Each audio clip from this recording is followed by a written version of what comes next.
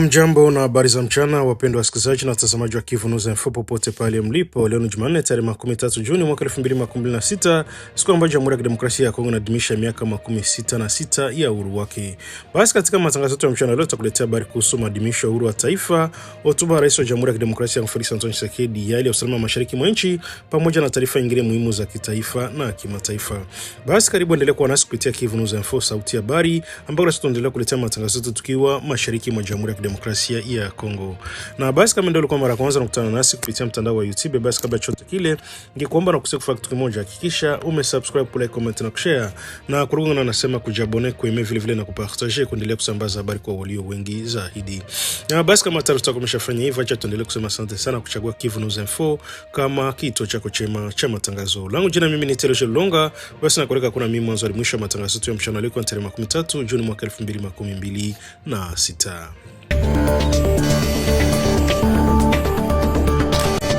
Katika maadhimisho ya miaka 66 ya uhuru wa Jamhuri ya Kidemokrasia ya Kongo, Felix Antoine Tshisekedi, Rais wa Jamhuri ya Kidemokrasia ya Kongo, alitoa hotuba kwa taifa akizungumzia masuala mbalimbali yanayohusu siasa, usalama, amani, uchumi na afya, maendeleo ya nchi. Kuhusu masuala ya kisiasa na katiba, Rais wa Jamhuri ya Kidemokrasia ya Kongo Felix Antoine Tshisekedi alisema kuwa sheria inayohusu kura ya maoni imewasilishwa kwanza katika mahakama ya katiba kabla ya kutangazwa rasmi. Alieleza kwamba mjadala kuhusu katiba ni haki ya wananchi, lakini akisisitiza kuwa swala hilo halipaswi kufanywa kwa haraka wala kutumiwa kwa maslahi ya kisiasa. Kiongozi wa taifa alionya kuwa vurugu, chuki na habari za upotoshaji haziwezi kuwa njia kufanya siasa nchini.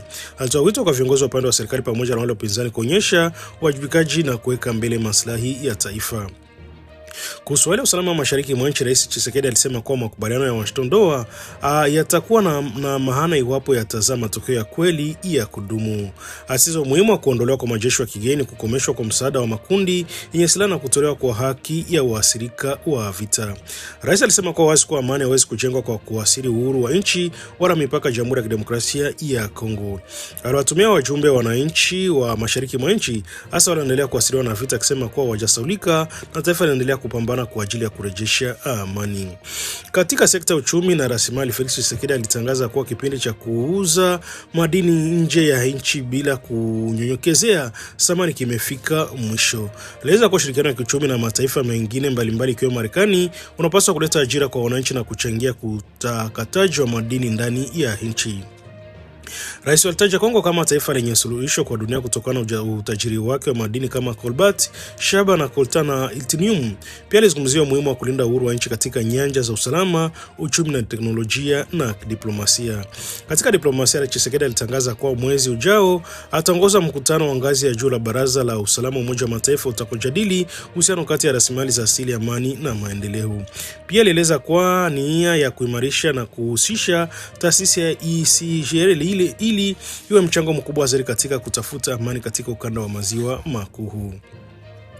Kwa upande wa afya, Rais alizungumzia kurejea kwa wagonjwa wa Ebola aina ya Bundibugyo hasa katika mkoa wa Ituri. Alitangaza mpango maalum wa kupambana na ugonjwa huo wenye thamani ya dola milioni 319 za Marekani na kuwataka wananchi kuwa waangalifu na kuepuka upotoshaji wa taarifa kuhusu Ebola.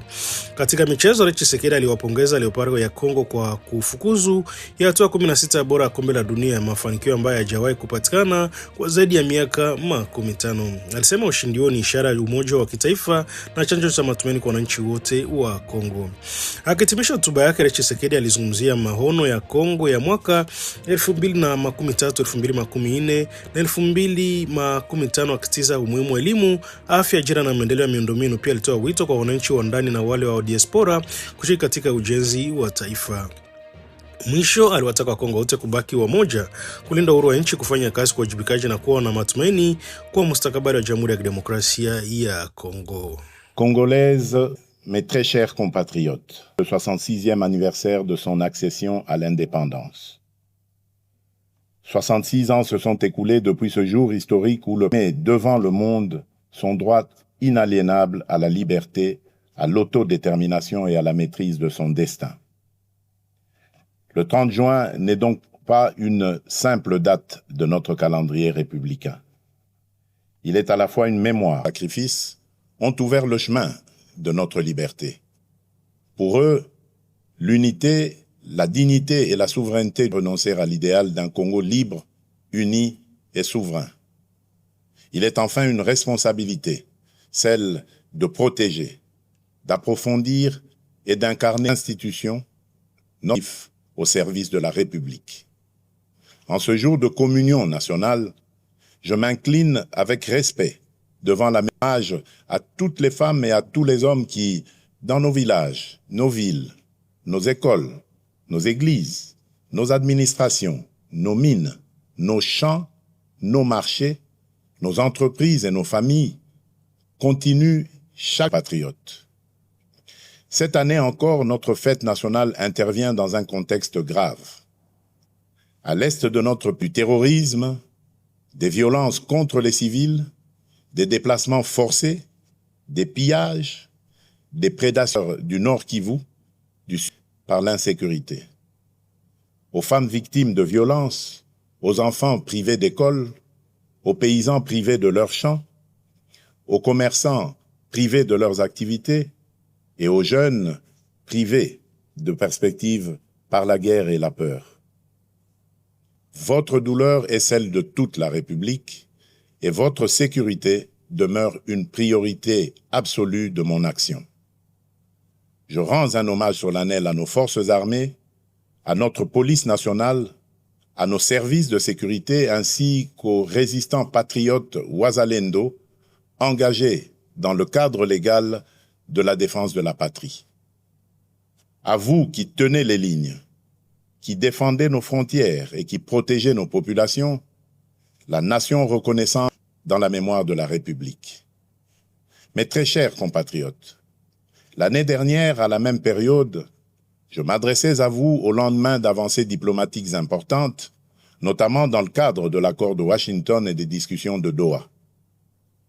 Ces démarches avaient ouvert une espérance et replacé la tragédie congolaise au cœur des agendas régionaux et internationaux. Elles ont surtout consacré une vérité essentielle: aucune paix durable dans la région des Grands Lacs ne peut se bâtir. La diplomatie n'a jamais été un signe de faiblesse. Il fut le choix de la responsabilité, de la maîtrise et de la recherche, par tous les moyens légitimes, de la fin des souffrances imposées à nos populations.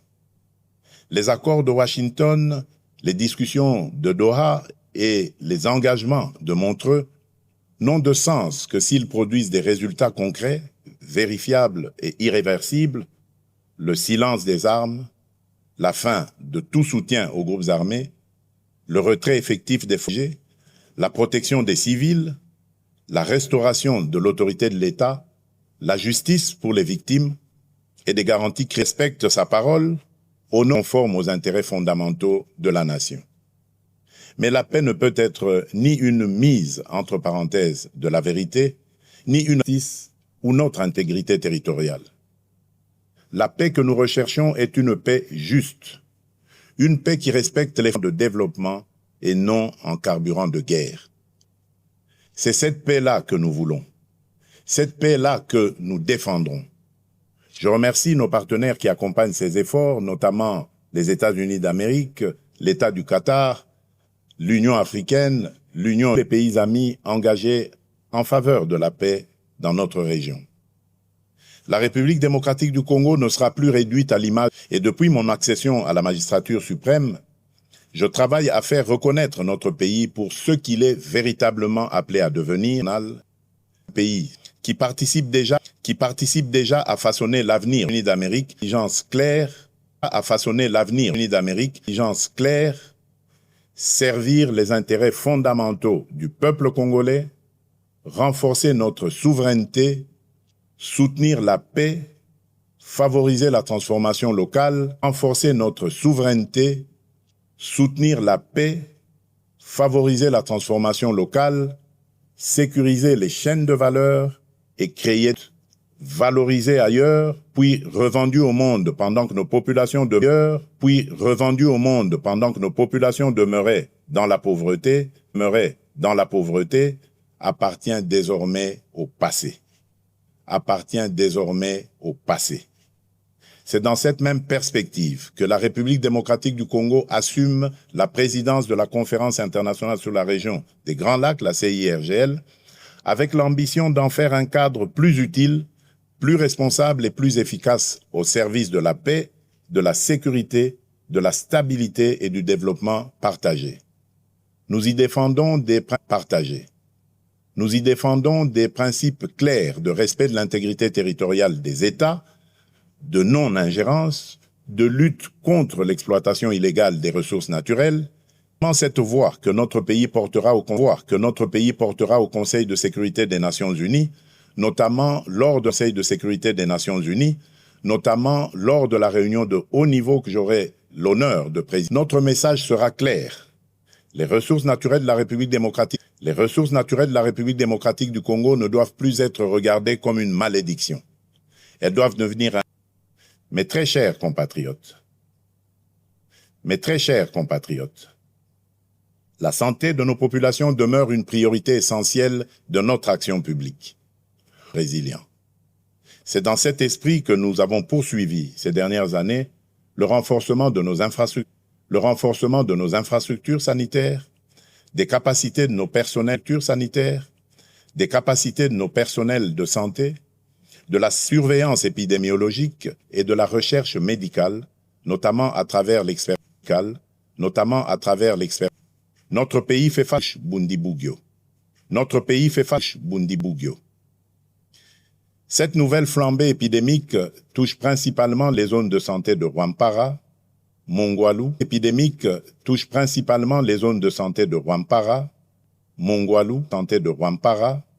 Mongwalu, et Bunia dans la province de l'Ituri. En ces circonstances douloureuses, j'adresse d'abord la face à cette menace lors des précédents isolés américains a été élaboré. Face à cette menace lors des précédents isolés américains a été élaboré. Les premiers moyens nécessaires ont été mobilisés en urgence par le gouvernement afin d'appuyer les opérations sur l'âge et le professionnalisme de nos médecins, chercheurs, infirmiers, techniciens de laboratoire, agents de santé communautaires, équipes de surveillance, autorités provinciales, autorités coutumières, partenaires techniques et financiers, ainsi que...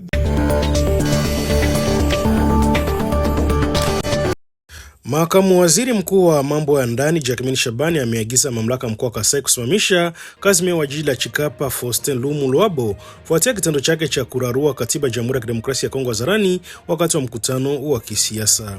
Kwa mujibu wa taarifa zilizochapishwa na vyombo vya habari vya nchi, tukio litokea wakati wa mkutano wa uhamasishaji uliokuwa ukiungwa mkono na mabadiliko ya katiba. Mkutano ulikuwa sehemu ya kampeni ya kisiasa inayojadili uwezekano wa kufanya marekebisho ya katiba ya nchi. Katika video ambayo ilisambaa kwa kasi kwenye mitandao ya kijamii, meya wa Chikapa Faustin Lumu Luabo alionekana akirarua mnakala ya katiba mbele ya wananchi. Wakati akifanya kitendo hicho, alieleza kuwa alikuwa akigeuza maneno kwa vitendo, akionyesha msimamo wake kuunga mkono mabadiliko ya katiba. Kutokana na tukio hilo, makamu wa waziri mkuu wa mambo ya ndani Jacquemain Shabani alituma ujumbe rasmi kwa serikali ya mkoa wa Kasai akiagiza kusimamishwa kwa meya huyo kwa muda wa uchunguzi. Kwa mujibu wa haraka huyo, hatua hiyo imechukuliwa kwa adhabu ya awali wakati uchunguzi wa kinizamu ukiendelea. Kwa haraka huyo alieleza kuwa Faustin Lumu Luabo anakabiliwa na mashtaka ya kinizamu kutokana na kile kinachoelezwa kuwa ni kosa kubwa au faute grave. Serikali ya ndani inaamini kuwa kitendo hicho cha kuharibu katiba hadharani kinaweza kuchukuliwa kama ukiukwaji wa maadili ya utumishi wa umma na kutokuheshimu taasisi za taifa. Waziri Jacquemain Shabani ameagiza kuwa majukumu ya meya jiji la Chikapa yashikwe kwa muda na naibu wake hadi pale uchunguzi utakapokamilika na uamuzi wa mwisho kutolewa. Hilo limezua mjadala mkubwa ndani ya nchi, hasa wakati ambako swala la mabadiliko ya katiba linaendelea kujadiliwa katika nyanja za kisiasa.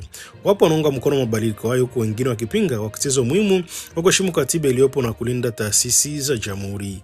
Kwa sasa mamlaka husika zinaendelea na hatua za kibinizamu zenye kwa ajili ya meya huyo wakisubiri matokeo ya uchunguzi ulioanzishwa na waziri wa mambo ya ndani. Nous ne pouvons pas seulement parler, mais il faut manifester ça par acte. La matinée d'aujourd'hui est une matinée habituelle, mais spéciale. habituel. Pourquoi? Parce que chaque lundi, nous sommes avec la population et même les agents spéciaux parce qu'elle fait suite au meeting que le gouverneur de province a tenu le samedi, disant non à l'actuelle constitution, que nous venons d'ailleurs de déchirer, disant oui au changement de la constitution. Alors, suite à cela, nous avons traduit la parole en acte. On ne refuse pas seulement pour refuser, on doit manifester son refus. Raison pour laquelle nous avons manifesté ça. Donc on vit issu de tout. Quand vous avez manifesté, quelle a été l'attitude des... Même vous étiez là, vous avez vu la réaction de la population de Tchad. Mais montre déjà le mécontentement, vous voyez au moins, de tout ce que nous avons déjà prévu. La Constitution est en vie par le fait qu'on a déjà pris la loi sur le référendum. Et d'ici là, dans nos villages, dans nos villes, il y aura des délégations qui vont passer pour dire oui au changement de la Constitution. Donc cette fois-là, il n'est pas dit que parce que nous avons déchiré, c'est-à-dire nous avons déjà mis de côté cette histoire en d'autres termes. Nous ne la voulons pas. Ça montre déjà notre refus catégorique. Et qu'est-ce que vous demandez au chef de... Nous sommes en train de le précipiter pour qu'il fasse vite la promulgation, qu'il promulgue vite la Constitution en vue, la loi référendaire pour pouvoir passer directement à l'acte. Merci beaucoup, monsieur le maire. Merci.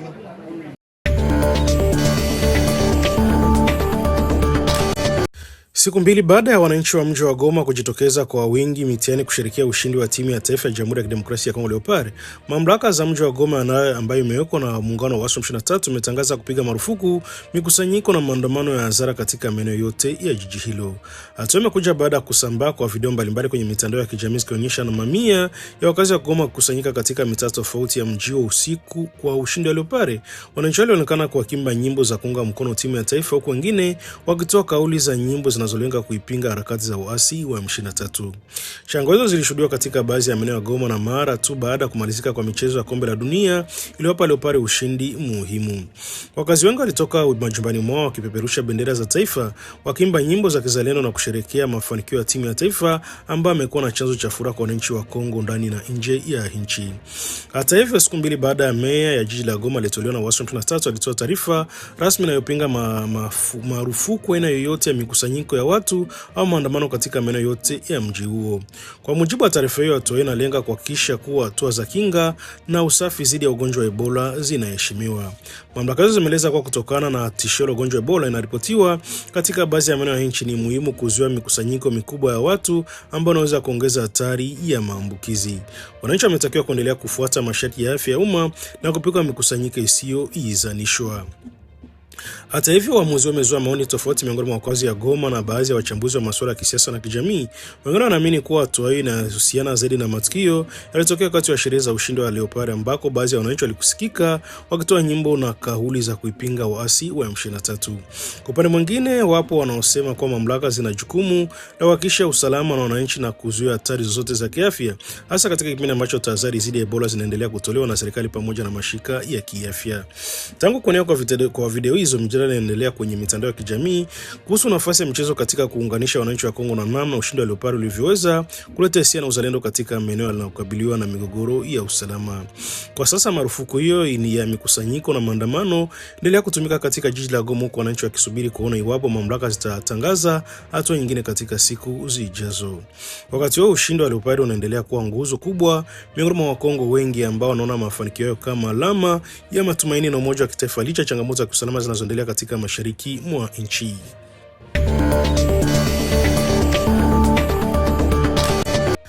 Nani hapo ndipo tunafika mwisho wa matangazo yetu ya mchana leo kwa Jumanne tarehe 13 Juni mwaka 2026. Asanteni sana kwa kuendelea kuwa nasi katika maadhimisho ya miaka 66 ya uhuru wa Jamhuri ya Kidemokrasia ya Kongo. Tuendelea kuwatakia wananchi wote amani, umoja na matumaini ya kesho iliyo bora kwa taifa letu.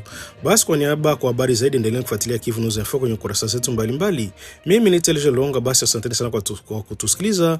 Mchana mwema na Mungu aibariki Jamhuri ya Kidemokrasia ya Kongo.